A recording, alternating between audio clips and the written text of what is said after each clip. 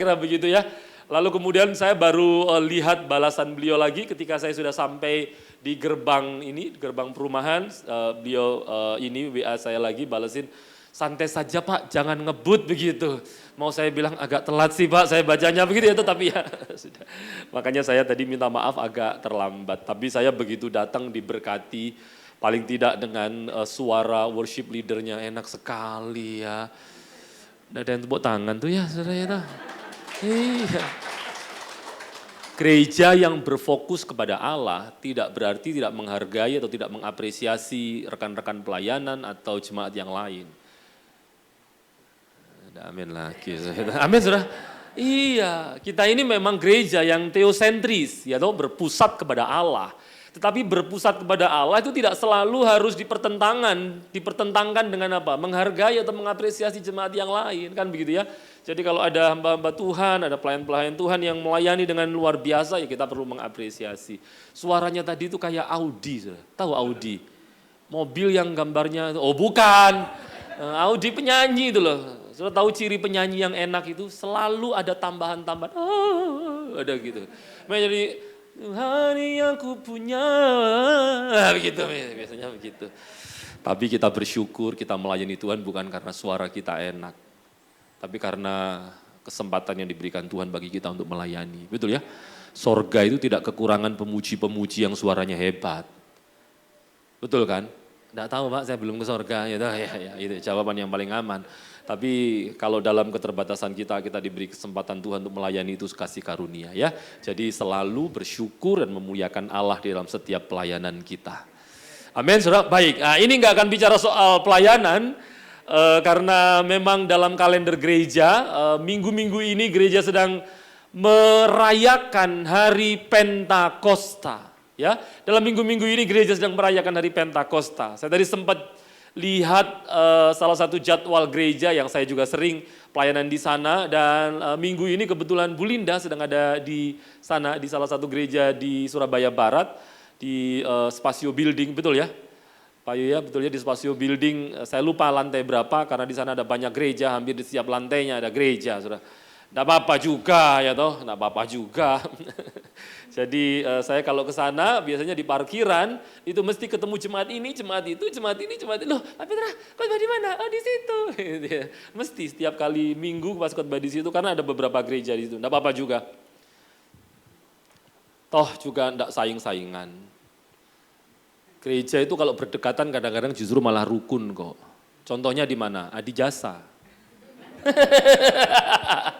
Kalau di Adi Jasa itu ruang ini mulai ibadah, ruang ini kalau pas barengan, Pak sudah mulai sebentar, masih muji-muji Tuhan, tunggu dulu aja sebentar. Kalau pas gitu mereka firman baru kita muji-muji supaya mereka terganggu dengan ininya puji. Enggak lah, enggak. Jadi semakin berdekatan semakin rukun. Tapi jauh dekat kita sama 7.500. Enggak, sama-sama rukunnya. Kalau jauh dekat 7.500. Baik, puji Tuhan. Sekali lagi seperti yang saya sampaikan, kita sedang akan belajar tentang Pentakosta. Ya. Walaupun saya tahu sudah ngerti kira-kira apa itu Pentakosta, hari pencurahan Roh Kudus. Ya, meskipun memang kadang-kadang kita perlu diingatkan lagi bahwa Pentakosta sebetulnya bukan hari pencurahan Roh Kudus ya. Karena kalau sudah lihat dalam nats yang terkenal mengenai Pentakosta di Kisah Para Rasul pasal 2, coba lihat, boleh buka handphone saudara. Lalu mulai buka IG atau Facebook saudara, gitu. Enggak lah, buka Alkitab. Sekarang gereja semakin modern, sehingga orang ibadah juga kadang-kadang enggak bawa Alkitab. Bawa Pak, di handphone kan ada Alkitabnya. Iya enggak apa-apa, tapi mesti harus fokus dan konsentrasi, karena buka Alkitab di handphone itu banyak pencobaannya. Terutama kalau pas enak-enak baca Alkitab, lalu kemudian muncul notifikasi, kiriman saudara sudah diterima dari Shopee gitu. Saudara langsung lihat, oh iya tahu siapa sih yang terima ini. Lalu saudara WA sama mbaknya, mbak wis terima ya, bener ya, coba di unboxing, jangan lupa. Jadi aku gak denger firman itu, gara-gara Shopee gitu. Kisah Para Rasul pasal yang kedua, perhatikan baik. Kisah Para Rasul pasal 2, di ayat yang pertama dikatakan ketika tiba hari Pentakosta. Lalu saudara lihat berikutnya adalah ketika Roh Kudus dicurahkan. Jadi sebetulnya hari Pentakosta menurut pengertian budaya Yahudi itu bukan hari di mana Roh Kudus dicurahkan. Jadi Pentakosta pada mulanya tidak merayakan hari pencurahan Roh Kudus itu. Nangkap maksud saya? Tidak. Hari Pentakostanya sudah ada. Nah kebetulan waktu di hari Pentakosta itu murid-murid berkumpul dan kebanyakan orang Yahudi memang biasa berkumpul beribadah karena memang Pentakosta sendiri itu sebetulnya merayakan tentang hukum-hukum Tuhan, hukum-hukum Taurat yang diberikan kepada orang Israel. Dan waktu mereka beribadah itulah menjadi momentum yang dipakai oleh Allah untuk mencurahkan Roh Kudus. Jadi ini sebetulnya hal yang wajar atau banyak terjadi bahwa dari satu peringatan yang sama bisa dimaknai berbeda oleh gereja. Contoh misalnya Sabat Yahudi itu pengertiannya tidak sama dengan Sabat dalam arti yang dimengerti oleh gereja. Sabat Yahudi itu memperingati tentang apa? Bukan Sabat, Paskah maksud saya. Sabat juga sih. Paskah Yahudi itu memperingati tentang apa? Betul, belum ada yang jawab ya, belum ya. Jadi Paskah Yahudi itu memperingati keluarnya bangsa Israel dari mana? Mesir. Itu pembebasan bangsa Israel dari Mesir. Tetapi Paskah menurut kekristenan dimaknai secara berbeda. Yaitu apa? Pembebasan umat Tuhan dari belenggu dosa melalui pengorbanan Kristus. Betul ya? Jadi satu perayaan bisa dimaknai secara berbeda. Nah itu sebetulnya wajar saja, nggak ada masalah. Makanya Pentakosta dalam pengertian gereja hari ini adalah hari di mana Roh Kudus dicurahkan. Well, enggak masalah juga. Tetapi yang penting kita pelajari adalah begini, bahwa dalam peringatan dari Pentakosta, kita mesti lurus dan benar di dalam motivasi melaksanakannya. Yaitu apa? Tidak seperti kebanyakan orang lain yang mungkin kurang diajar, yaitu bahwa ketika mereka melakukan perayaan hari Pentakosta, biasanya itu dijadikan mereka momen untuk mereka kepingin menerima Roh Kudus. Kepingin dicurahi Roh Kudus. Nah ini yang keliru. Kenapa keliru? Karena begini, sudah perlu tahu bahwa Roh Kudus itu telah dicurahkan. Amin, saudara. Amin ya. Jadi Roh Kudus itu apa? Telah dicurahkan. Kalau telah berarti sudah. Dan saudara perlu tahu bahwa Roh Kudus adalah pribadi ilahi. Roh Kudus bukan semacam kekuatan atau power atau semacam hal-hal yang kalau setiap kali perlu di-recharge lagi, setiap kali perlu dicurahkan lagi sehingga orang bisa terus-menerus ada di dalamnya. Bukan. Allah Roh Kudus bukan kekuatan. Allah Roh Kudus itu pribadi Allah yang satu kali diberikan kepada kita, satu kali ada di dalam diri kita, maka selama-lamanya terus akan ada dalam hidup kita. Coba lihat Yohanes pasal yang ke-14 atau 16, coba lihat ya. Yohanes pasal, sebentar ini. Yohanes pasalnya yang ke-14 ya. Ayatnya yang ke-16. Yohanes 14 ayat yang ke-16. Demikian bunyi firman Tuhan, saya akan membacakannya untuk saudara. Aku akan minta kepada Bapa dan Ia akan memberikan kepadamu seorang penolong yang lain, Parakletos. Disebut juga penghibur, penolong, pembela, comforter, counselor. Nah, perhatikan baik-baik. Aku akan minta kepada Bapa dan Ia akan memberikan kepadamu seorang penolong yang lain supaya Ia menyertai kamu setahun sekali. Oh enggak ya, selama-lamanya. Jadi ketika Roh Kudus yang disebut sebagai Parakletos atau penolong, kalau sudah bisa baca di ayat 26, itu juga disebut sebagai penghibur yang itu merujuk kepada Roh Kudus, itu sekali dia diberikan, maka dia selama-lamanya ada dalam hidup orang percaya. Jadi perayaan Pentakosta itu bukan lagi perayaan yang di dalamnya kita berharap Roh Kudus dicurahkan lagi kepada kita. Tidak. Roh Kudusnya sudah ada dalam hidup orang percaya kok.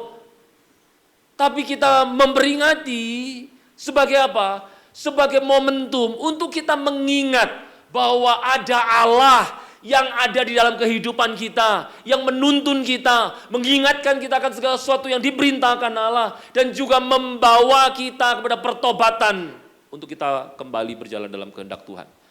Dan itu selama-lamanya. Itulah sebabnya kenapa Roh Kudus itu juga dalam hal keberadaannya dalam hidup orang percaya, itu digunakan kata memeterai. Coba lihat, Efesus pasal yang pertama, ayat yang ke-13. Efesus pasal yang pertama ayatnya yang ke-13. Saya akan membacakannya bagi saudara semuanya. Di dalam Dia kamu juga. Nah, perhatikan ini, karena kamu telah mendengar firman kebenaran yaitu Injil keselamatanmu, di dalam Dia kamu juga ketika kamu apa? Percaya, dimeteraikan dengan apa? Dengan Roh Kudus yang dijanjikannya itu. Dan kita tahu apa itu yang dimaksud dengan pemeteraian. Itu ada semacam legalitas yang berlangsung selama-lamanya, bersifat kekal, diberikan kepada diri orang percaya. Coba lihat satu teks lagi, Kisah Para Rasul pasal 2. Kisah Para Rasul pasal 2 ayat 38. Kisah Para Rasul pasal 2 ayat yang ke-38, demikian bunyi firman Tuhan. Jawab Petrus kepada mereka, bertobatlah dan hendaklah kamu masing-masing memberi dirimu dibaptis dalam nama Yesus Kristus untuk pengampunan dan apa? Pengampunan dosamu. Maka kamu akan apa? Menerima karunia Roh Kudus. Kapan? Pada saat kita percaya. Dan bentuk dari iman kepercayaan kita, deklarasi iman kita dibaptis. Jadi dengan kata lain, pada saat kita percaya, betul-betul percaya dengan true saving faith itu, bukan hanya temporary faith, bukan hanya miraculous faith, dan yang lain-lainnya, tapi betul-betul dengan iman yang sejati, disitulah Roh Kudus dimeteraikan dalam kehidupan kita. Dan itu berlangsung selama-lamanya. Kalau saudara baca di ayat 14 di Efesus pasal 1 tadi, saudara akan tahu, sampai kita menerima seluruh bagian yang dijanjikan Allah dalam kemuliaannya.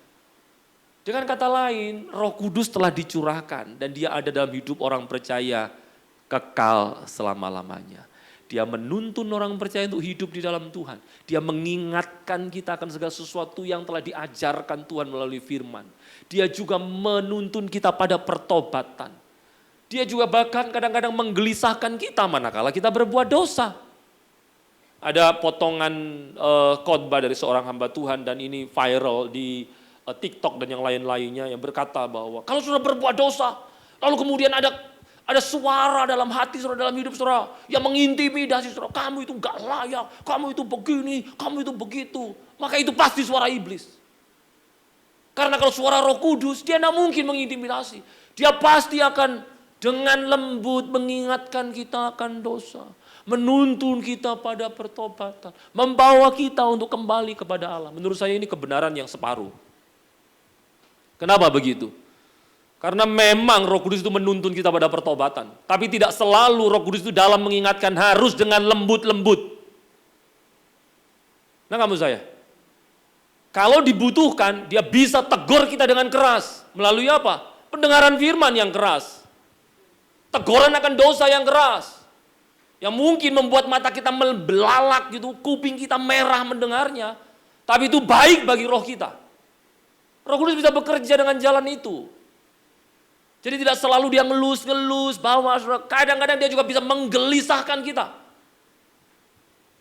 Tapi memang itulah karya Roh Kudus dalam hidup orang percaya. Dan puji Tuhan, itu tidak berlangsung sementara. Setiap waktu Allah Roh Kudus bekerja dalam hidup orang percaya sebab dia dimeteraikan sampai selama-lamanya. Sampai kita menerima seluruh bagian yang dijanjikan Allah. Itulah sebabnya kenapa kita ini mesti clear dalam hal merayakan Pentakosta. Kita tidak meminta lagi Allah Roh Kudus dicurahkan. Sebab ketika kita percaya, kita dimeteraikan oleh Roh Kudus. Lalu dalam hal Pentakosta, apa yang perlu kita usahakan bukan lagi baptisan Roh Kudus itu, atau ketika Roh Kudus diberikan kepada kita, tetapi yang perlu kita usahakan dan terus-menerus kita upayakan adalah apa? Bukan hanya pada waktu Pentakosta, tapi juga dalam sepanjang hidup kita, adalah kita penuh dengan Roh Kudus. Nah, baptisan Roh ini berbeda dengan penuh dengan Roh Kudus. Beda. Baptisan Roh dikerjakan Allah manakala orang percaya. Tapi kepenuhan Roh Kudus ini berlangsung dalam hidup orang percaya.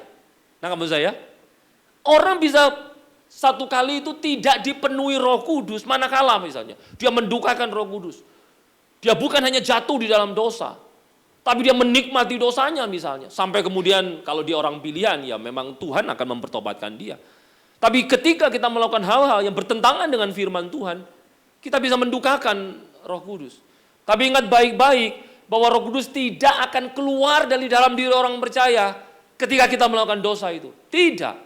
Sebab berbeda dengan Alkitab Perjanjian Lama, dengan dunia Perjanjian Lama, di mana Roh Kudus itu dinyatakan dengan hinggap di dalam orang percaya. Namanya hinggap itu berarti bisa terbang lagi kan, digambarkan seperti burung kan. Makanya baptisan itu Roh Kudus itu seperti apa? Menyerupai burung merpati, karena dalam konsep Perjanjian Lama itu digambarkan seperti burung gitu. Tetapi dalam dunia Perjanjian Baru, pasca Roh Kudus dicurahkan itu dimeteraikan dan ada selama-lamanya dalam hidup orang percaya. Dia tidak keluar masuk. Manakala kita di dalam gereja, dia masuk. Manakala kita berbuat dosa, dia keluar. Kalau memang Roh Kudusnya begitu sampai sekarang, amsyonglah kita. Kenapa? Karena sekali dia masuk waktu kita percaya, lalu kita berbuat dosa, dia keluar selama-lamanya. Kenapa? Karena kita lebih sering berbuat dosa. Halo? Loh, menurut saudara lebih mudah mana? Dosa atau berbuat baik? Lebih mudah mana? Taat atau berbuat dosa? Lebih mudah mana, saudara? Pasti lebih mudah dosa, karena lebih enak dosa kan. Dosa itu enak. Saya pernah baca bukunya John Piper, saudara. Lalu dia menceritakan tentang kisah bersama dengan papanya. Satu kali dia datang ke rumah papanya, entah saya lupa, bawain coklat atau es krim, saya lupa. Lalu papanya John Piper ini mencicipi es krim atau coklatnya itu lupa saya, pokoknya makanan yang dibawakan. Dan papanya dibilang, oh my God, John, ini enak banget, enggak lah, bukan, dia kan orang Amerika. Ini enak banget, saking enaknya, maka ini pasti dosa, katanya papanya begitu. Saudara kalau belajar teologi ya, ngerti ini pasti saudara ketawa, yang enggak ya, apa lucunya nangdi, apa ya, enggak lihat. Waktu saya baca saya ketawa, karena apa? Papanya ini sedang punya konsep bahwa ya tentu saja itu adalah bercanda, bahwa dosa itu memang lebih mengenakan. Betul kan? Sudah dirasani orang. Firman Tuhan katakan ampunilah. Bagi kita kan lebih enak. Loh, kalau kurang ajar orang lebih pusing enak. Gitu. Itu lebih memuaskan, lebih mengenakan kan. Daripada kita ngempet. Tuhan ampuni 1 kali, 2 kali boleh. 3 kali. Tuhan di belakangnya biar aku saya ngatasi dulu. Begitu kan. Gitu tuh. Lebih mudah dosa daripada berbuat baik. Terus di perempatan jalan, biasanya ada lampu merah kan ya, tandanya apa? Harus berhenti. Kalau lampu hijau, jalan. Lampu kuning, jalan lebih cepat supaya tidak kena merah kan ya toh. Satu kali sudah berhenti di lampu merah. Lalu ada pengamen, biasa kan lampu merah di Surabaya kadang-kadang entah ada manusia silver kayak ya toh, ada pengamen, biasalah begitu. Satu kali ada pengamen, sudah ngamen itu di depan mobil saudara, ya di sampingnya lah. Aku tak mau, ya no, bila aku di madu. You know? Lebih mudah mana, dosa atau berbuat baik? Untuk melakukan perbuatan baik, stepnya panjang Pak, Bu. Pertama, terus buka kaca jendela mobil saudara. Betul ya? Enggak beginilah, sekarang kan power window, pencet turun. Kalau gini kan window with power. Turunin kaca jendela, saudara harus ambil uang di dompet. Mesti cari dompetnya, keluarkan uangnya. Memberikannya pun lo harus dengan sopan dan baik. Saudara kasih goceng tapi ngasihnya begini. Begini, gak sopan, gak baik juga kan. Walaupun memberinya harus dengan sopan. Tuhan berkati ya Pak, Tuhan berkati ya Bu, berkati ya Tuhan berkati ya, begitu. Lah kalau sudah Tuhan berkati ya jangan cecing lah. Nanti orangnya yang nerima, berkati Tuhan ini cecing ternyata, begitu ya. Minim berapa sih? Ngomban lah, enggak lah kebanyakan. Sudah persembahan aja enggak sampai segitu. Enggak lah, enggak, bercanda saja ya. Ngasih misalnya berapa? Ya 2.000, 5.000 lah kasih. Tuhan berkati ya. Saudara harus tutup lagi jendelanya, taruh dompetnya. Betul ya? Stepnya panjang. Untuk berbuat dosa, saudara bahkan enggak perlu lakukan apapun. Itu pengamen-ngamen di panas terik matahari. Aku tak mau bila, ya toh. Bait 1, bait 2, refren diulang 2 kali sampai penyembahan tuh pengamen itu. Sudah noleh aja enggak? Atau mungkin noleh cuma begini. Begini. Dosa enggak? Ya enggak lah Pak, itu kan uang-uang saya sendiri. Saya kan bebas menggunakannya. Betul argumentasinya. Tapi sudah mesti ingat bahwa Alkitab itu mengajar kita, ada yang disebut dengan dosa aktif, dosa pasif. Dosa aktif itu kita tahu larangan Tuhan, kita melanggar. Dosa aktif. Ada dosa pasif. Kita tahu apa yang dikehendaki Allah untuk kita lakukan, kita tidak melakukannya. Itu dosa pasif. Nah dalam hal tadi, kita melakukan dosa pasif loh waktu kita tidak memberi itu. Kenapa begitu? Kita tahu kita harus mengasihi sesama manusia. Betul kan? Tapi kita tidak melakukan itu. Atau sudah mungkin saking pinternya bisa, aku tuh mengasihinya Pak, makanya tidak dikasih. Loh kok bisa mengasihi tidak dikasih? Aku memotivasi dia supaya dia kerja keras, itu, supaya cari pekerjaan yang baik. Ya nek gitu itu kasih ono pekerjaan gitu loh saudara. Kalau sudah belum bisa ngasih pekerjaan, ya kasih ono aja dia gitu loh. Tidak ada yang ngamen. Saya itu di mobil saya tak sediani uang saudara. Uang baru-baru ribuan. Ada 1.000-an, ada 2.000-an. Untuk apa sih? Ya untuk ngasih orang-orang begitu. Kadang-kadang kalau di U-turn gitu saya mesti kasih. Saya mesti, makasih ya Pak, makasih ya. Gitu, saya kasih. Kenapa saya cerita begini? Supaya saudara tahu saya ini orang baik gitu loh.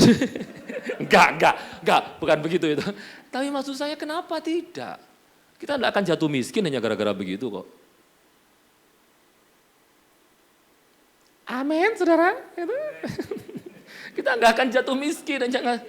Justru itu menunjukkan ada Roh Kudus dalam hidup kita gitu loh. Iya kan? Masa saudara nyembah Tuhan kalau dikeroyok, misalnya yo, nyembahnya itu sampai air mata, air hidung semua keluar semua tuh. Tapi kalau sama orang medite, sekali ngasih itu diinget-inget sepanjang segala masa gitu kan itu. Gitu. Sudah ngasih gitu, lalu kemudian saudara tunggu tuh, lihat Instagramnya orang yang sudah kasih. Kok gak diposting nang story ini ya? Padahal tak kirimi kue loh. Sudah telepon lah sama dia. Wes terima kueku tak? Sudah, wes mau makan? Belum, ini baru mau tak makan. Oh ya wes makanan. Enak lo itu, mahal itu. Tunggu lagi 15 menit, loh, kok belum diposting-posting. Wes mau makan, wes ya mau enak. Enak loh, serius thank you yo. Kamsia yo enak banget. Oke ya wes Tuhan berkati ya. Gak diposting, telepon lagi. Kok gak mau posting yang storymu ya apa sih? Gitu. Kenapa? Karena kita seneng. Waktu kita ngasih, kita dipandang orang baik. Melalui apa? Postingan dia, nge-tag nama kita. Betul ya? Enggak, di sini enggak ada yang begitu. Di sana. Jadi Bapak Ibu yang dikasihi Tuhan, tanda dari orang-orang yang dipenuhi Roh Kudus, itu dia tentu saja melakukan kebaikan, dan itu tanda yang paling umum lah. Tentu saja kebaikan kita untuk mempermuliakan nama Tuhan. Amin saudara. Tapi yang perlu kita ketahui bahwa dalam perayaan Pentakosta, kita tidak lagi minta-minta supaya Roh Kudus dicurahkan. Roh Kudusnya sudah ada, yang perlu kita upayakan in daily life, dalam hidup sehari-hari kita adalah apa? Supaya kita terus dipenuhi dengan Roh Kudus. Nah apa itu penuh Roh Kudus? Alkitab ini lucu ya. Menurut saya lucu dalam arti yang positif, dalam arti begini loh. Waktu dia menerangkan tentang kepenuhan Roh Kudus, dia menjelaskannya dengan pola yang unik. Dia menjelaskan, membandingkan orang yang kepenuhan Roh Kudus dengan orang yang mabuk anggur. Sudah tahu apa artinya mabuk anggur? Orang yang mabuk anggur ini tentu kehilangan kontrol atas dirinya sendiri. Betul ya? Karena apa? Tentu saja bukan berarti materi anggur itu yang menguasai kita. Anggur kan bukan pribadi yang bisa memiliki kuasa atas diri sesuatu, begitu tidak. Tetapi maksudnya kita kehilangan kendali atas hidup kita. Sebab memang orang yang mabuk ya memang pasti kehilangan kontrol dirinya. Saudara boleh bilang, puji Tuhan Pak, saya tidak mabuk anggur Pak. Saya mabuknya Johnny Walker, haleluya gitu ya. Yang disebutkan di sini ya bukan karena materinya ini. Ya, zaman itu kan belum ada Johnny Walker. Tapi maksudnya adalah kita kehilangan kontrol. Juga kita kehilangan penguasaan diri. Nah sebaliknya orang yang dipenuhi Roh Kudus dengan pola penerangan penjelasan perbandingan begitu. Berarti orang yang dipenuhi Roh Kudus adalah orang yang kehidupannya sepenuhnya dalam kontrol Roh Kudus. Amin saudara. Oh, dia memiliki pengendalian diri, makanya buah roh itu juga begitu tuh. Dalam hal berbicara, dalam hal bersikap, dalam hal memutuskan, semuanya adalah ekspresi dari apa? Dari kontrol Roh Kudus dalam kehidupan seseorang. Nah, kita memang perlu untuk begitu.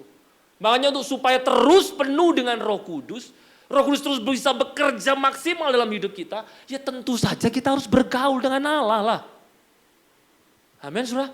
Melalui apa? Menjaga jam-jam ibadah kita, saat teduh kita, pembacaan firman, perenungan dan pembelajaran kita akan kitab suci. Itu terus harus dilakukan. Saudara, orang percaya di zaman gereja mula-mula itu mencatat, Alkitab mencatat. Coba lihat saja di Kisah Para Rasul ya. Coba lihat Kisah Para Rasul ayat yang sebentar. Pasal yang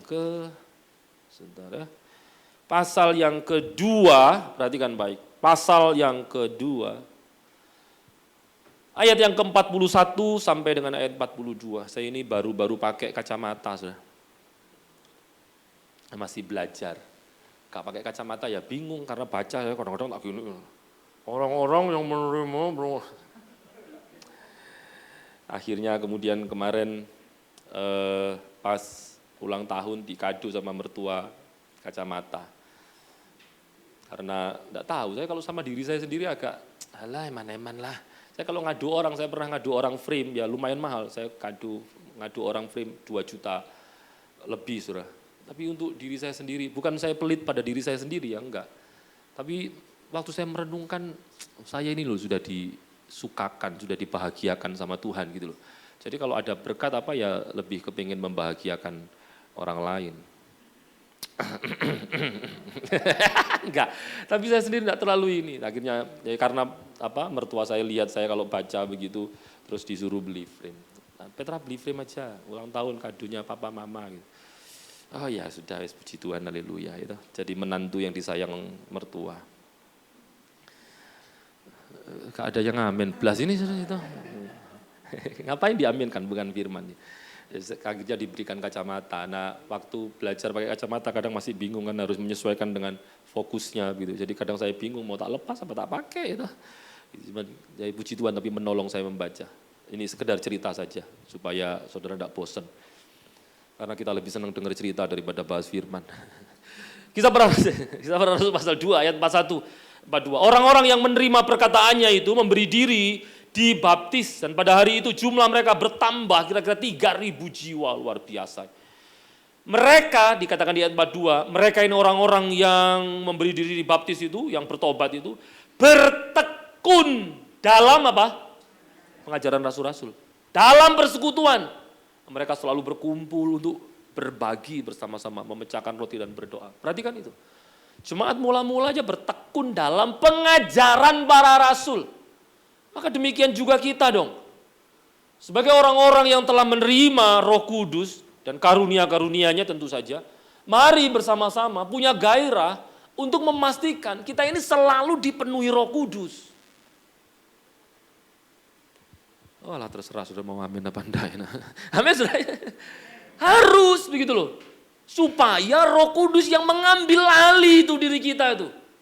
Memenuhi diri kita, sehingga waktu kita meresponi kejadian-kejadian, peristiwa-peristiwa dalam hidup kita, itu adalah ekspresi dari apa? Roh Kudus yang ada dalam diri kita. Nah kamu saya, perlu begitu. Loh Pak, memangnya orang kalau kepenuhan Roh Kudus itu gimana sih Pak? Apa selalu bahasa roh di mana-mana? Apa kalau dia jalan terus, begitu? Enggak saudara. Apa dia selalu keder-keder? Gitu. Kalau kesandung itu darah Yesus gitu. Tanda-tanda orang yang dipenuhi Roh Kudus. Enggak, Bapak Ibu yang dikasihi Tuhan, ingat baik-baik ya. Bahwa orang yang dipenuhi Roh Kudus tidak selalu ya, disertai dengan tanda-tanda yang fenomenal. Amin saudara? Enggak selalu. Jangan pikir bahwa kalau kita benar-benar ada Roh Kudus, maka kita mesti berbahasa roh. Oh tidak loh. Saya tidak anti dengan bahasa roh. Tapi yang saya sedang maksudkan adalah pengajaran-pengajaran yang menurut saya memang harus kembali kepada Alkitab berkaitan dengan bahasa roh. Salah satunya jika ada yang mengajarkan bahwa orang yang dipenuhi Roh Kudus harus absolut ditandai dengan apa? Bahasa roh. Oh tidak. Kenapa? Bahasa roh itu bukan tanda mutlak dari ada atau tidaknya Roh Kudus dalam diri seseorang. 1 Korintus pasal 14 itu mengatakan bahasa roh adalah salah satu karunia Roh Kudus di antara banyak karunia yang lain. Nah kamu saya, jadi terserah Roh Kudus dong memberikan karunia apa kepada hidup kita itu. Tidak selalu semua orang percaya harus berbahasa roh. Makanya jangan minder seolah-olah kita tidak punya Roh Kudus. Hanya gara-gara apa? Semua orang berbahasa roh, aku enggak. Akhirnya ikut-ikutan lah. Nah, supaya kelihatan beda, tidak sama dengan yang lain, kita kreatif kan. Yang lain pada si raba-raba, kita cuan. Begitu kan bahasa arahnya. Supaya kelihatan berbeda. Gitu. Tidak. Tidak perlu juga kalau memang Roh Kudus tidak memberikan karunia itu kepada kita. Enggak apa-apa. Amin, saudara. Enggak apa-apa, enggak perlu minder. Sebab mungkin dia, Roh Kudus, sedang memberikan kepada kita karunia-karunia yang lain. Contoh misalnya, ada orang-orang yang berkata-kata dengan hikmatnya itu. Sehingga 1-2 kalimat yang keluar dari mulutnya itu bisa betul-betul menyelesaikan masalah orang. Betul-betul bisa menyingkapkan sesuatu pada orang itu. Ada tuh yang begitu. Yang kalau nerima konseling misalnya, dia banyak, oh iya, tapi begitu dia berkata-kata. Wah, kalimatnya itu luar biasa itu dampaknya. Ada orang-orang yang punya karunia begitu. Ada yang punya karunia apa itu misalnya, mengajar. Ada yang begitu. Di saat yang sama orang yang tidak terima karunia mengajar, waktu mengajar, malah membingungkan orang yang diajar, kan begitu ya. Ada yang begitu tuh. Tapi yang saya sedang maksudkan, masing-masing dari kita menerima karunia yang bisa berbeda-beda. Sebab tujuannya dari karunia yang berbeda-beda ya, dari Allah Roh Kudus itu dilengkapkan dalam gereja. Supaya apa? Kita saling melengkapi sebagai tubuh Kristus. Amin, saudara. Gitu loh. Jadi mesti belajar yang benar tuh kita. Supaya kita tidak diombang-ambingkan dengan angin pengajaran. Jadi dengan kata lain, waktu kita memperingati pencurahan Roh Kudus, kita tidak sedang meminta supaya Roh Kudusnya dicurahkan lagi. Tapi kita memperingati tentang momen di mana dijadikan Allah sebagai momentum untuk Allah Roh Kudus berdiam dalam diri orang percaya. Kita pun juga adalah orang percaya. Kita pun percaya Allah Roh Kudus ada dalam kehidupan kita semuanya. Sebetulnya memang kita juga perlu disadarkan untuk kita perlu supaya kita ini apa saudara terus-menerus dipenuhi dengan Roh Kudus. Sekali lagi ya, tanda dipenuhi dengan Roh Kudus tidak selalu kita berbahasa roh. No. Atau jangan-jangan tanda dipenuhi Roh Kudus adalah kita ngeblak, saudara. Saudara dengar baik, saya sedang merasakan hadirat Tuhan penuh di tempat ini. Maka barang siapa yang saya sentuh, seandainya memang sudah tidak kuat karena urapan roh Tuhan, sudah boleh merebahkan diri saudara dan tenang saja. Sudah ada catcher di belakang saudara. Oh, enak ya dikandani gitu saya. Ditandai jadi orang yang geblak dengan santai. Enak ditampani. Coba kalau saudara yang dipenuhi Roh Kudus, saudara tidak perlu takut. Meskipun di belakang saudara batu-batu. Tapi kalau saudara rebah benar-benar dalam roh, Tuhan pasti menyelamatkan saudara. Ada yang geblak. Ya mikir saudara. Kakak rota tambah dari gawe saja tuh. Kadang-kadang begitu tuh. Apakah orang dipenuhi Roh Kudus itu geblak-geblak? Nah, kalau ditanya lagi dasar argumentasinya mungkin kelihatan Alkitabiah karena ada ayatnya tuh. Tapi dengar baik-baik ya, tidak selalu bahwa ada ayatnya itu berarti Alkitabiah, enggak begitu. Sebab pengutipan satu ayat tanpa memperhatikan konteksnya itu justru bisa menjadi apa? Kesesatan tuh. Contoh misalnya, orang-orang yang membangun argumentasi bahwa Roh Kudus itu juga bisa bikin geblak-geblak, itu biasanya diambil dari kisah ketika Saul itu dipenuhi Roh Kudus dan dia itu rebah ke tanah. Rebah ke tanah. Tapi tanpa memperhatikan konteksnya, kita akan gagal untuk mengerti makna yang sebenarnya. Sebab begini loh, waktu itu Saul itu hendak tangkap Daud dan Samuel sebetulnya. Lalu Saul itu utus pasukannya pergi ke Rama. Sebetulnya itu terjemahannya kurang lengkap. Jadi yang dimaksud dituliskan Rama itu ada terusannya, cuman kehapus Ramayana. Jadi waktu itu kan sudah, oh bukanlah. Enggak ngerti ya Ramayana, tahunnya matahari. Jadi waktu itu pergi ke Rama, lalu disuruhlah ke sana, tangkap itu. Kelompok pertama, pasukan pertama itu pergi ke sana dan sudah tahu alih-alih menangkap Daud dan Samuel. Justru akhirnya pasukan ini rebah ke tanah, direbahkan oleh Roh Kudus dan Roh Kudus memenuhi mereka semuanya. Begitupun juga pasukan kedua, pasukan ketiga yang dikirim untuk misi yang sama. Sampai akhirnya Saul pun juga berangkat ke sana tuh untuk tangkap Daud. Dan sudah tahu apa yang terjadi? Saul pun juga rebah ke tanah oleh karena Roh Kudus memenuhinya. Tapi ingat baik-baik ya, Kepenuhan ini bukan kepenuhan dalam arti yang sama dengan bagaimana Roh Kudus berkarya dalam diri orang percaya. Sebab Roh Kudus merebahkan mereka, memenuhi mereka adalah sebuah intervensi ilahi supaya dia dan pasukannya tidak menangkap Daud. Nah, kamu saya. Jadi bukan sebuah karya Roh Kudus untuk membawa dia itu semakin hidup serupa dengan perintah Allah. Tidak, tapi itu intervensi ilahi supaya mereka itu tidak atau gagal menangkap Daud. Lalu bagaimana mungkin peristiwa yang begitu kok dijadikan dasar pengajaran bahwa orang yang dipenuhi Roh Kudus bisa rebah? Paulus itu rebah, jatuh dari kudanya. Loh, saudara ingat ya, waktu itu Paulus belum percaya kepada Tuhan. Nah, kamu saya. Dan kalau saudara lihat lagi di dalam Alkitab, tidak ada tuh anak Tuhan yang direbah-rebahkan tuh. Nah, sekarang ada hamba Tuhan pakai praktek begitu tuh. Orang dipegangi, apalagi maafkan saya itu. Pendeta-pendeta dari Afrika kadang-kadang sensasional sekali. Tuh. Rebah, bangkitkan lagi. Loh bener. Saya tuh lihat sampai, loh ini apa-apaan ini. Ini kayak show. Orang dipegangi dua tangan gini. Rebah, bangkit lagi. Pendetanya begini,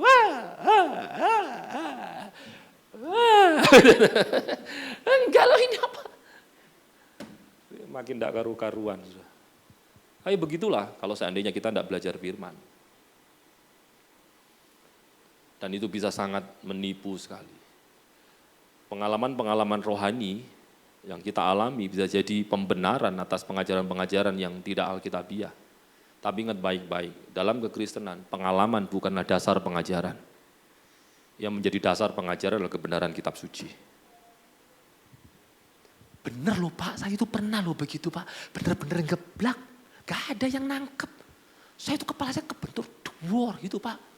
Tapi ya puji Tuhan, gak bendol loh Pak. Itu kalau gak Roh Kudus apa? Ya itu karena kasih Tuhan aja loh, masih memberikan kesempatan kepada saudara untuk menerima pengajarannya benar supaya bertobat. Sebab kalau waktu itu sudah dibendolkan, gagal rotak, gak terima pengajaran, ngamsyong lah kita itu. Tapi bukan berarti bahwa gara-gara kita geblak, ndak bendol, itu berarti benar, itu rebah dalam roh itu benar. Ngerti maksud saya ya? Jadi Bapak Ibu yang dikasih Tuhan, mari sama-sama membangun pengertian yang benar. Nah saya lanjutkan, lalu kita juga penting untuk belajar mengerti bahwa kepenuhan Roh Kudus yang harus kita upayakan. Sebab itu memang adalah perintah Tuhan. Alkitab memerintahkan kita untuk kita terus dipenuhi dengan Roh Kudus. Sementara kalau hal-hal yang bersifat fenomenologikal tadi itu bukan ajaran. Di dalam Alkitab itu setidaknya ada dua hal besar. Yang pertama adalah hal-hal yang bersifat cerita atau yang disebut dengan hal-hal yang bersifat deskriptif. Yang kedua adalah hal-hal yang bersifat pengajaran atau didache itu. Nah kalau hal-hal yang bersifat pengajaran ini memang harus kita lakukan. Tapi kalau hal-hal yang bersifat narasi, yang deskriptif, menggambarkan sesuatu, itu adalah hal-hal yang memang dicatat oleh Alkitab karena memang ada peristiwa itu. Tetapi dalam peristiwa itu belum tentu ada hal-hal yang bersifat ajaran. Tangkap ya? Tidak berarti bahwa dalam sebuah peristiwa yang diceritakan tidak ada pelajaran rohani. Ada kadang-kadang. Tetapi tidak berarti itu menjadi dasar pengajaran. Contohnya begini aja, simpelnya. Sudah tentu pernah mendengar Yesus berjalan di atas air. Betul ya? Apakah ada ajaran di sana?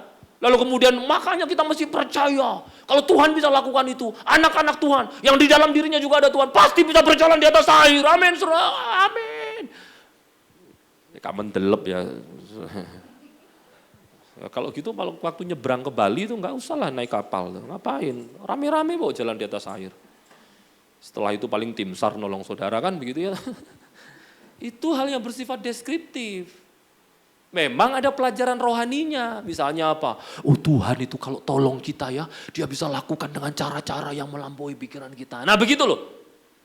Nah maksud saya, ada pelajaran-pelajaran rohaninya. Tapi itu bukan sesuatu yang bersifat didache atau dasar pengajaran. Tidak bisa begitu. Apakah kalau Musa membelah laut Teberau, menggunakan tongkat itu, lalu dijadikan dasar pengajaran, kita pun juga bisa membelah laut Teberau dengan tongkat. Musa itu tongkatnya sederhana, diangkat begini lautnya. Ya, tentu saja bukan karena tongkatnya, tapi karena kuasa Tuhan. Lalu kita menjadikan itu sebagai dasar pengajaran.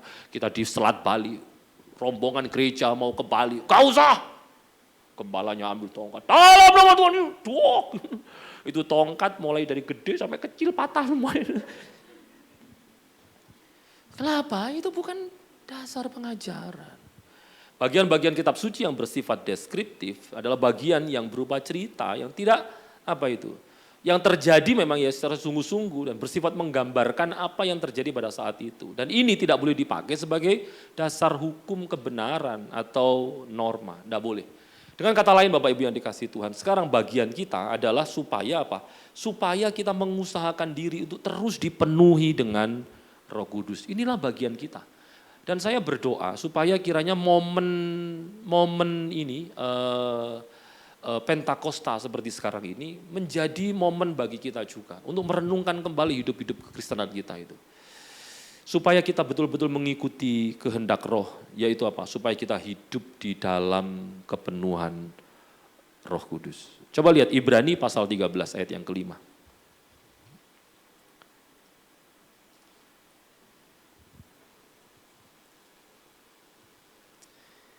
Ibrani pasal 13 ayat yang kelima. Kita akan kembali berbicara soal bagaimana karya Roh Kudus dalam hidup orang percaya. Perhatikan baik-baik. Janganlah kamu menjadi hamba uang dan cukupkanlah dirimu dengan apa yang ada padamu. Karena Allah telah berfirman, aku sekali-kali tidak akan membiarkan engkau. Dan aku sekali-kali tidak akan meninggalkan engkau. Sebab kenapa? Kalau sudah perhatikan, sudah tentu tahu bahwa memang meskipun Tuhan Yesus telah naik ke surga, tidak berarti bahwa dia tidak menyertai kita. Di saat yang sama roh ilahinya terus-menerus ada bersama-sama dengan orang percaya. Di saat yang sama juga pribadi Allah Roh Kudus juga terus diberikan kepada kita semuanya. Jadi yang kita perlu ingat bahwa Roh Kudus itu memang dalam hal karyanya bisa berkurang dalam hidup kita kalau kita tidak dipenuhinya. Contoh misalnya, kepekaan terhadap firman itu bisa berkurang enggak? Bisa. Kalau apa? Kalau kita sering mengabaikan firman. Betul ya? Satu kali saya pernah mendengar seorang hamba Tuhan yang khotbahnya sederhana. Tapi sungguh saya merasakan khotbah itu dipakai Tuhan untuk berbicara dengan saya secara pribadi.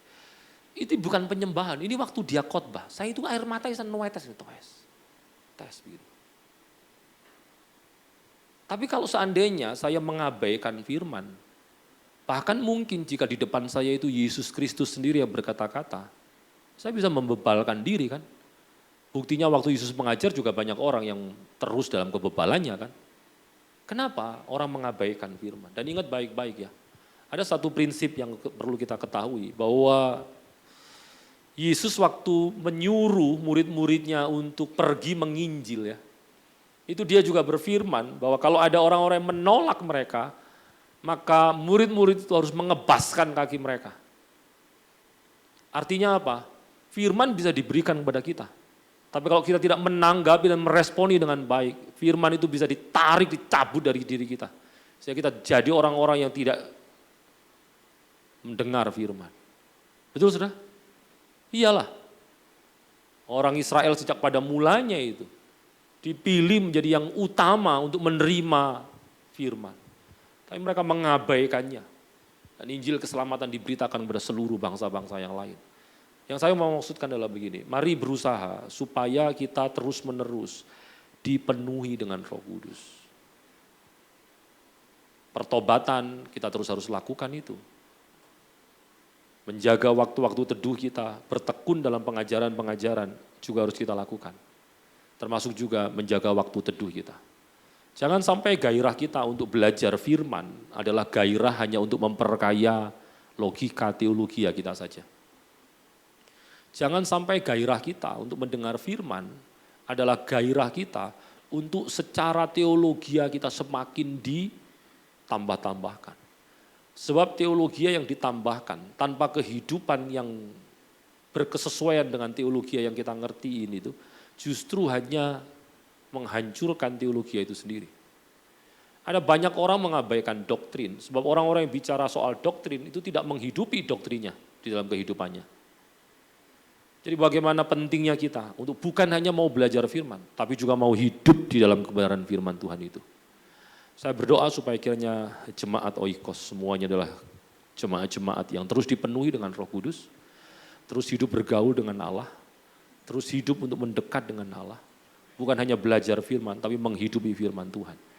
Dan Allah Roh Kudus mengontrol kehidupan kita sepenuhnya. Tuhan Yesus berkati kita semuanya. Amin. Tundukkan kepala, mari ambil waktu teduh sejenak. Dan kita akan sama-sama memuji Tuhan. Ada satu pujian, saudara, ini dinyanyikan oleh seorang pemuji yang suaranya juga enak sekali. Namanya Frankie Kuncoro. Seandainya ada ininya, ada teksnya, atau kalau tidak mungkin bisa lihat ini. Roh Kudus. Itu ya, sebentar. Apa ya judulnya itu ya? Coba.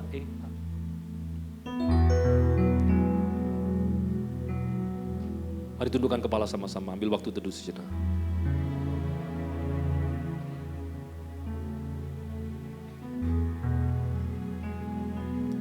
Allah Roh Kudus telah diberikan kepada kita semuanya. Allah Roh Kudus telah ada dalam kehidupan kita semuanya. Kini bagian kita untuk kita hidup terus-menerus di bawah pimpinannya, di bawah kontrolnya, di bawah kendalinya. Supaya dalam setiap aspek kehidupan kita, kita memancarkan karya Roh Kudus yang telah ada dalam hidup kita. Mungkinkah ada Roh Kudus dalam hidup kita? Seandainya kita tidak punya gairah untuk belajar firman Tuhan. Mungkinkah Roh Kudus yang ada dalam hidup kita tidak menuntun kita untuk berjalan bersama-sama dengan Dia?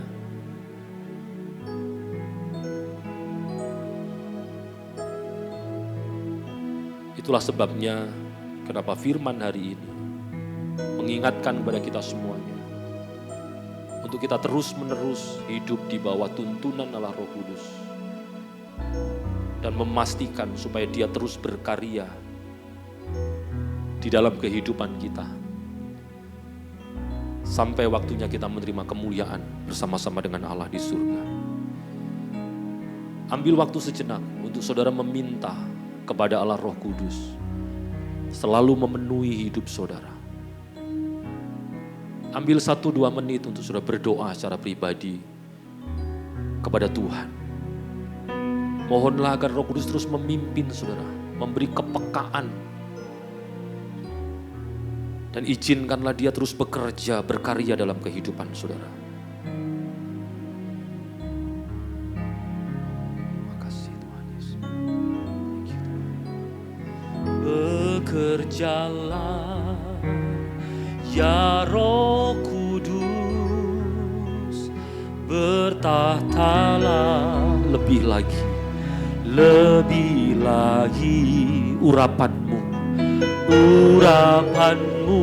lawatanmu, Kaulah yang ku perlu,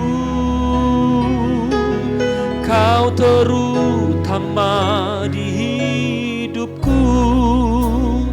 Bekerjalah ya Roh Kudus, ya Roh Kudus, bertahtalah lebih lagi urapanmu, lawatanmu, Kaulah yang ku perlu, Kau terutama di hidupku. Bekerjalah. Saya undang semuanya bangkit berdiri bersama-sama di hadapan Tuhan. Biarlah pujian ini menjadi deklarasi hati kita, memohon supaya Roh Kudus terus berkarya dalam hidup kita, bertahta dalam hidup kita. Urapanmu,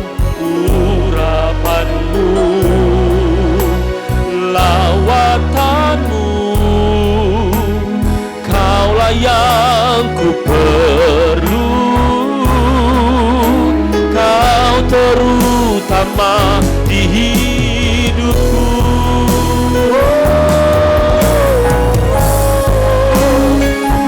Bekerjalah ya Roh Kudus, bertatalah Tuhan, lebih lagi urapanmu, lawatanmu, Kaulah yang ku perlu, Kau terutama di hidupku. Bekerjalah ya Roh Kudus, bertatalah lebih lagi urapanmu, lawatanmu, Kaulah yang ku perlu, Kau terutama di hidupku.